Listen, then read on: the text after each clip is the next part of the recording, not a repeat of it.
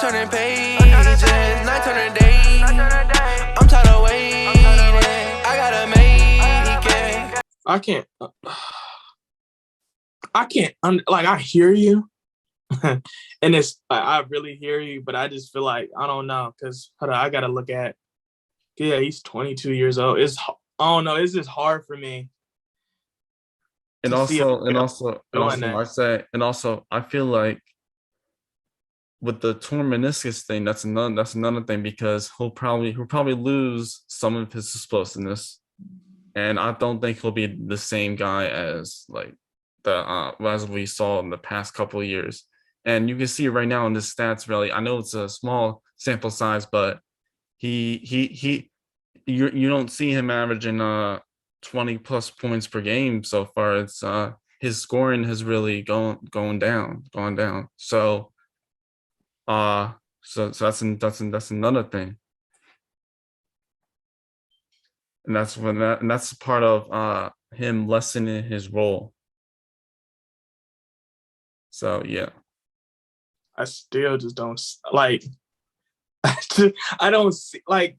I hear you. I agree with the premise that he is going. He is going to have to compromise. Well, right now because the Cavs is winning, right? So like, it's no matter what he does right now, like he can't just. Well, he could, but I just don't think JB Bickerstaff is going to allow that.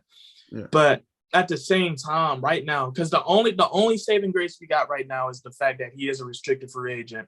So, like you said, we do have a lot of wiggle room when it comes to trading options and understanding what we can create, right?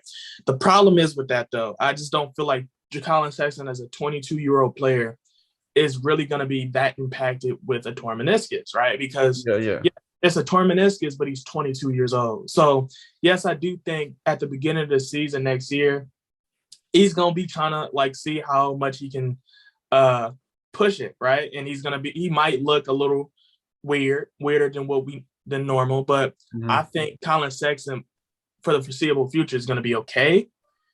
But I just don't know if it's going to be okay enough for Cleveland, like you said, which is where I agree with you to pay him $120 million plus. You get what I'm saying? Yeah. And I just fear because we've seen players like Michael Porter Jr. and Shea get 190, 205 respectfully. And to be honest, the only reason Shea got 190 is because he got traded. But that was looking to be a bad contract. So yeah, that's what I'm saying. So it's like, and Cleveland is in a situation where like if we really want to be a playoff contender, we just cannot throw money like that. You get what I'm saying?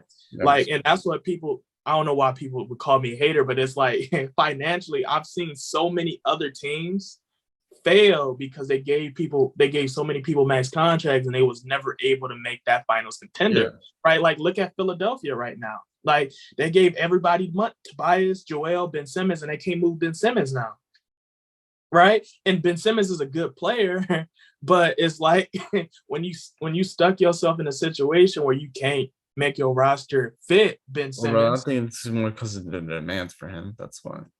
Say it again. I think it's more because of the demands for him. That's why.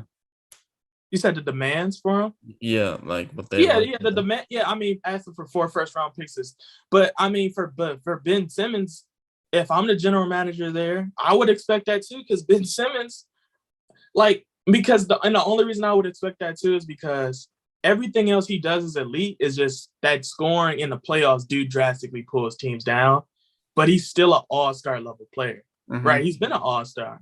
He's been to Eastern Conference Finals, right? So he understands to a degree what winning feels like, what he has to do to win, and how to have a winning record in a regular season, which is why I think I could understand why they would value him this high.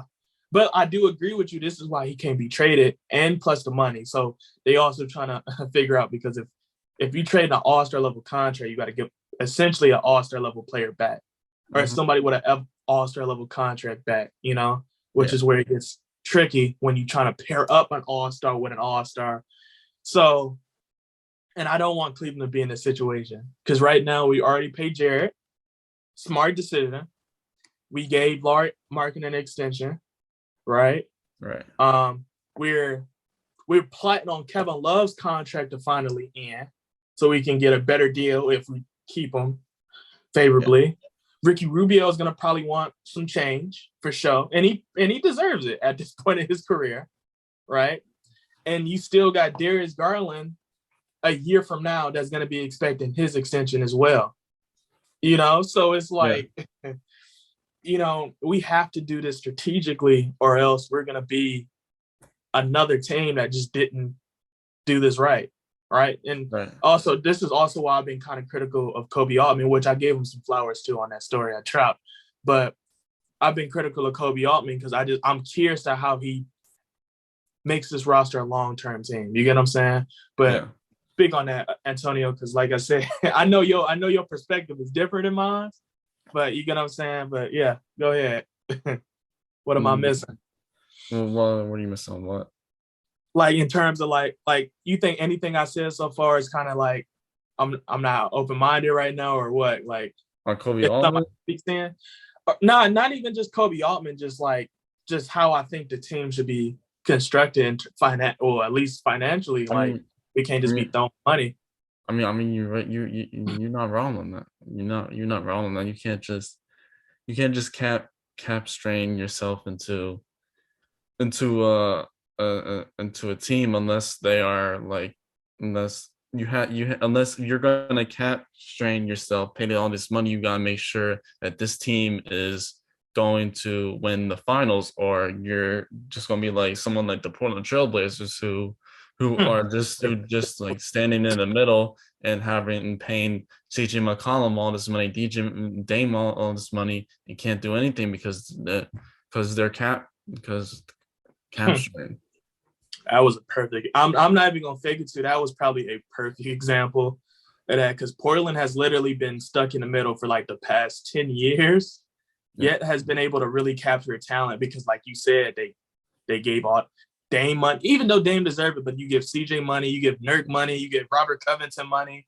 Like that's not enough in the West.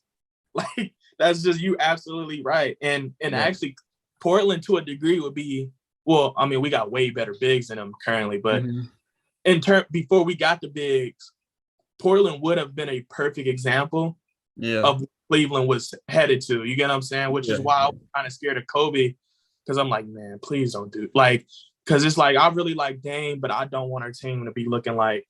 That's why I was kind of afraid when we started comparing them to CJ and Dame. I'm like, please don't build this roster like CJ and Dame. It just don't make sense. They never won like that.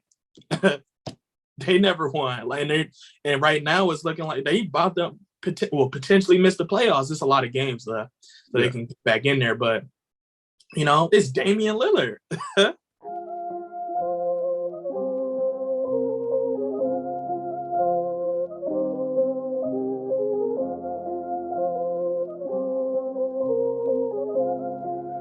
That's Atlantis with that money.